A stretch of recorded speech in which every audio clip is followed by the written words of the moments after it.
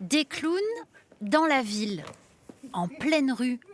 Voilà qui peut étonner, déstabiliser, effrayer, mais aussi parfois rapprocher.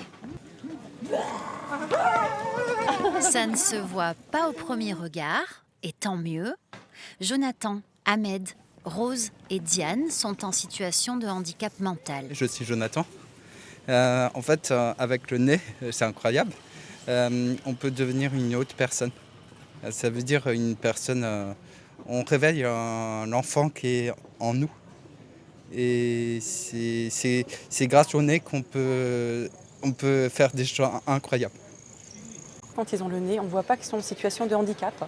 Et du coup, ils vont à la rencontre des gens comme des personnes lambda, on va dire. 2 fois par mois, Aurore Braun, ancienne infirmière, leur donne rendez-vous via l'association d'inclusion Clair de Terre. Leur objectif, réveiller leur clown grâce à des mises en situation. Ouais. Comment tu vas être joyeux, triste, en colère. En colère, oui. Ok. À le voir comme ça, vous douteriez-vous une seule seconde qu'Ahmed est en fait un grand timide.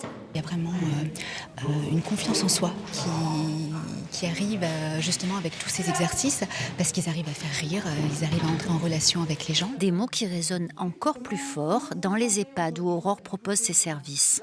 Ici aussi, on ne fait pas le clown, on est le clown.